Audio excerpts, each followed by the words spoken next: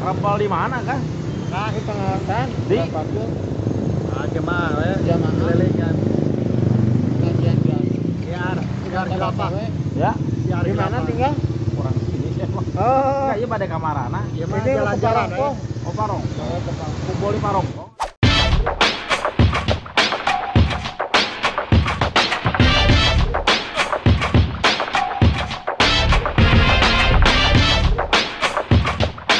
Video tadi tuh menunjukkan ada orang naik motor rame-rame kemudian membagi-bagikan brosur khilafah. Kayaknya mereka itu mau dirikan khilafah kayak jualan empek-empek pakai brosur sehingga orang mau beli gitu ngebaca dan kemudian orang tertarik. Ini emang lucu. Kalau kita bicara soal khilafah, biasanya kita mengacu pada gerakan Hizbut Tahrir Indonesia. Di Indonesia ini sudah cukup lama sih berdiri gerakan ini. Tetapi kayaknya kalau gua perhatikan, orang-orang yang lagi membagikan brosur khilafah di video itu bukan dari Hizbut Tahrir. Kalau Hizbut Tahrir itu adalah sebuah organisasi transnasional. Awalnya didirikan oleh Taqiyuddin di Palestina. Dia adalah pecahan dari Ikhwanul Muslimin. Kemudian dia merasa penting untuk menegakkan sebuah pemerintahan dunia. Maka mereka atau Taqiyuddin merumuskan sebuah doktrin khilafah. Dan khilafahnya mengacu pada khilafah Utsmani seperti yang sering digembor-gemborkan oleh Felix Xiao. Nah, beda nih kayaknya sama orang-orang yang kemarin membagikan brosur khilafah. Kenapa beda? Karena kelihatannya seragam yang mereka pakai itu beda banget sama Hizbut Tahrir. Gayanya juga beda. Gua lacak-lacak, ternyata memang di Indonesia tahun 1997 itu ada berdiri sebuah organisasi yang juga ideologinya sama. Bermasturbasi soal khilafah. Nama organisasinya Khilafatul Muslimin. Pendirinya organisasi ini bukan organisasi transnasional ya, yang punya jaringan dunia, tetapi cuma di Indonesia. Pendirinya adalah Abdul Qadir Baraja atau lengkapnya Abdul Qadir Hasan Baraja. Kabarnya organisasi ini pusatnya di Lampung dan terus menyebar meneriakkan bagaimana mereka mau menegakkan khilafah. Kalau khilafahnya Khilafatul Muslimin ini tegak, HTI tegak, apa yang terjadi? Berantem antar khilafah. Masing-masing mengaku bahwa mereka adalah mewakili sebuah kelompok Islam paling benar. Nah itu, sama-sama yang diusung adalah khilafah. Yang diusung adalah sebuah pemerintahan Islam dunia yang mencakup seluruh dunia. Dan kemudian negara-negara di dunia harus tunduk pada pemerintahan ini. Kalau gua sih ngelihatnya ini kayak utopis ya. Utopis itu bahasa ilmiahnya. Bahasa sederhananya itu ngedabrus. Lo tahu? Ngedabrus itu artinya mereka menghayal yang gede-gede. Seolah-olah seluruh problem dunia ini bisa mereka selesaikan dengan brosur. Ya kan? Ini kayak pedagang obat di pinggir jalan. Semua penyakit bisa diselesaikan dengan satu obat yang manjur dan berkhasiat. Padahal obatnya cuma vitamin dan bikin tubuh seger sebentar aja. Penyakitnya nggak sembuh, cuma menyelesaikan problem yang simple. Pendirinya, Abdul Qadir Hasan Baraja ini kabarnya juga pernah ditahan atas kasus terorisme, tetapi bukan terorisme model sekarang. Abdul Qadir Baraja ini udah bergerak jauh sebelum ada Al-Qaeda, jauh sebelum ada ISIS.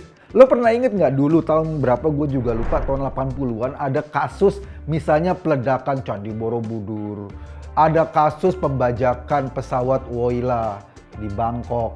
Terus ada berbagai kasus yang memang disponsori atau memang digerakkan oleh kelompok-kelompok teroris awalan. Nah, ini gue sebut teroris awalan. Yaitu dia tokohnya. Abdul Qadir Baraja, Abu Bakar Ba'asyir, ada Sungkar itu. Gue juga lupa. Nah, kelompok-kelompok ini awalnya memang atau sampai sekarang berniat mendirikan sebuah negara Islam. Sebuah negara berbasis syariat. Ketika mereka ditangkapi oleh Orde Baru dan kemudian mereka lepas, tetap saja ideologinya ada dalam kepala mereka. Abu Bakar Bashir misalnya yang mendirikan Jamaah Islamiyah, mendirikan kelompok-kelompok teror yang menjadi sumber inspirasi para teroris kemudian. Sama Abdul Qadir Baraja akhirnya juga mendirikan yang disebut dengan Khilafatul Muslimin. Ide mereka nggak pernah berubah, ideologi mereka nggak pernah berubah. Mereka kepingin menegakkan sebuah pemerintahan berbasis agama. Padahal ya, kalau memang ada pemerintahan berbasis agama yang bisa menjamin kemakmuran, rakyatnya adil sentosa, semua orang tersenyum karena semua sistemnya berbuat kebaikan, mestinya ada dong satu negara saja di dunia ini yang ikut sistem itu. Tapi kan nggak ada. Nah itu dia yang tadi gue bilang ngedabrus. Mereka mencita-citakan hal besar, sebuah penyembuh dari segala penyakit, tetapi mereka lupa dengan detail-detail yang harus diselesaikan dalam permasalahan yang real. Iya sih, kelompok-kelompok ini orang menyebutnya para Islamis. Islamis berbeda loh dengan umat Islam. Islamis itu adalah orang-orang yang kepingin dalam setiap sesi kehidupannya menegakkan hukum syariat. Tentu saja hukum syariat yang sesuai dengan tafsir mereka sendiri. Hukum syariat yang sesuai dengan pemahaman mereka sendiri. Jadi sebetulnya mereka ingin menegakkan pemahaman mereka tentang agama, bukan menegakkan hukum agamanya sendiri. Kenapa? Karena sampai saat ini di Quran atau di kajian-kajian keagamaan nggak ada tuh Islam misalnya mewajibkan kita untuk menegakkan khilafah. Nggak ada. Kenapa nggak ada? Karena memang mungkin tidak wajib, karena memang mungkin tidak penting. Yang dianjurkan sama agama adalah perbaikan akhlak, perbaikan perilaku.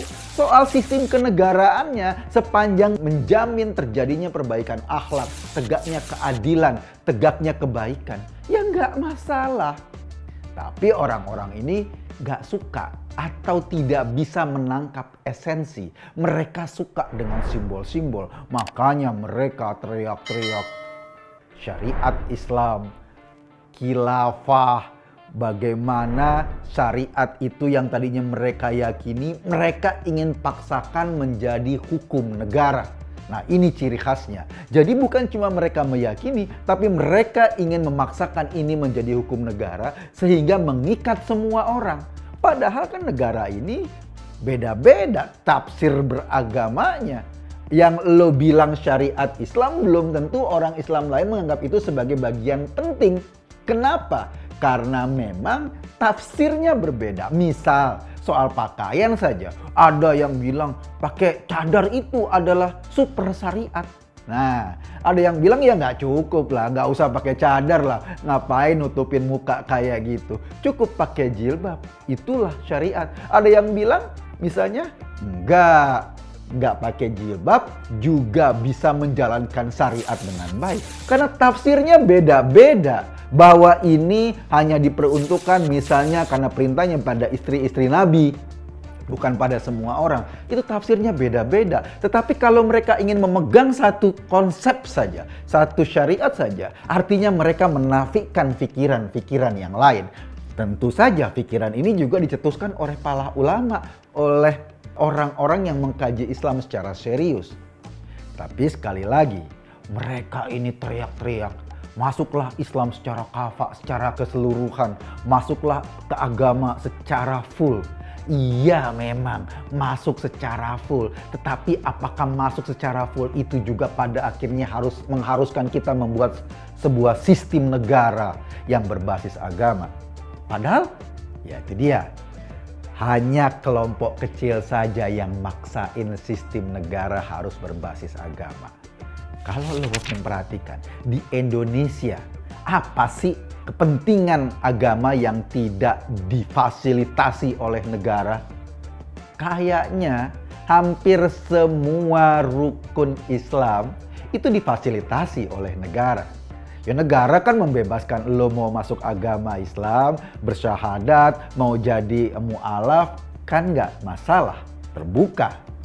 Artinya syahadat difasilitasi. Negara kan juga memfasilitasi sholat. Karena ada perintah sholat misalnya, bangun masjid di banyak tempat, Istiqlal dan lain-lain. Negara memfasilitasi puasa. Lah, apa buktinya? Lah ya buktinya selama menjelang Ramadan kita selalu ada sidang isbat, dikeluarkannya sebuah aturan atau katakanlah pengumuman kapan waktu imsak, kapan waktunya berbuka, kapan waktunya sholat. Ya kan? Itu kan fasilitas negara. Bahkan negara membolehkan ketika waktunya azan, orang azan dengan speaker luar. Tapi ya jangan terus-terusan dong gitu loh. Itu sholat difasilitasi. Zakat, kita punya Basnas. Haji, apalagi negara memfasilitasi hampir semua kepentingan ibadah umat Islam. Terus kenapa harus dibentur-benturkan antara negara sebagai sebuah sistem pemerintahan dan khilafah sebagai sebuah sistem pemerintahan Islam? Nah ini yang sering terjadi. Esensinya sih bahwa apa yang kita lakukan di Indonesia sama sekali nggak berbenturan dengan agama. Tapi gerombolan-gerombolan yang suka dengan simbol-simbol ini selalu membentur-benturkan negara dengan agama. Kenapa? Karena simbol-simbolnya nggak jelas. Bahwa hukum di Indonesia yang ingin menegakkan keadilan misalnya nggak pakai kata-kata syariat. Itu sebetulnya yang mereka pinginkan, cuma ditambahin kata-kata itu. Sama lah kayak bank syariat, bank konvensional, yang satu disebutnya dengan kredit, yang satu lagi sebutnya dengan istilah yang lain, mudarabah, musyarakah, dan lain-lain. Cuma beda istilah. Yang dilakukan apa ya? Sama-sama aja, beda-beda dikit aja, beda-beda tipis aja. Gue ingin mengatakan begini, baik HTI yang mengusung ideologi khilafah dan jaringannya transnasional, Khilafatul Muslimin yang juga mengusung ideologi khilafah jaringannya lokal, maupun khilafah gaya FPI itu. FPI juga loh dalam ADART-nya ingin menegakkan khilafah. Semuanya konsep ngedabrus. Semuanya konsep bohong-bohongan, mau ngebohongin masyarakat Indonesia yang minim literasi untuk diojok-ojokin dengan agama. Agamanya dalam bentuk yang simbolik, agamanya dalam bentuk yang kasar kayak gitu. Tidak atau bukan agama dalam bentuk yang esensial, tuntutan moral, perbaikan akhlak. Tetapi simbol-simbol, jadi wajar kalau mereka kemana-mana ngibar-ngibarin bendera la ilaha illallah seolah mereka paling beragama. Jadi wajar kalau mereka kemana-mana pakai surban, pakai jubah-jubah agama seolah-olah mereka merepresentasikan agama. Padahal belum tentu. Gua cuma ingin membuka sedikit cerita bahwa ideologi khilafah ini bukan barang baru. Dia lahir dari kekecewaan, lahir dari kefrustasian ketika dulu pada perang salib khilafah akhirnya ambruk. Sistem khilafah akhirnya ambruk. Kefrustasian inilah yang kemudian ditularkan sama kita. Ngapain kita ikut-ikutan orang frustasi? Percaya sama gua, kalau ideologi ini hebat dan menjamin kesejahteraan, mestinya sekarang ada negara yang menggunakan ideologi ini sebagai contoh bahwa negara itu bisa maju. Kalau nggak ada, anggap aja ngenabrus. Dan info terakhir lo tahu Sudan. Sudan dulu itu menggunakan ideologi berbasis agama untuk mengatur negaranya. Menggunakan ideologi Islam untuk membuat syariat Islam di semua lini negaranya. Yang terjadi apa? Rakyat makin kelaparan, masyarakat makin susah, ekonomi tidak berkembang, dan sebagainya. Sekarang, ketika penguasa yang menjadikan agama sebagai basis ideologinya ini kemudian tumbang, lo tahu apa yang dilakukan rakyat Sudan? dalam undang-undang dasarnya atau dalam perjanjian-perjanjian kelompok-kelompok di Sudan, kelompok-kelompok politik, mereka menginginkan agama dipisahkan dari aturan negara. Agama adalah ruang private, sementara aturan publik adalah ruang publik. Dan ini tidak bisa dicampurin. Kenapa? Karena mereka yang sudah lama menjalankan konsep negara yang menggunakan agama sebagai bahan tunggangan ternyata terbukti gagal. Di Sudan, kegagalan ini sudah terlihat. Di Indonesia, orang-orang koplok ini nggak mau belajar dari kegagalan-kegagalan orang lain. Mereka pinginnya kejedot dulu, benjol dulu, jontor dulu, bibirnya baru sadar. Oh, ternyata ini cuma ilusi doang. Ilusi yang mereka atasnamakan dengan agama. Padahal sekali lagi, agama menurut gua tidak mewajibkan kita untuk menegakkan sebuah aturan kayak khilafah gitu. Enggak sama sekali. Kewajibannya itu adalah melakukan kebaikan, menegakkan keadilan, kemudian menyayangi sesama umat manusia, kemudian menghargai orang-orang yang berbeda.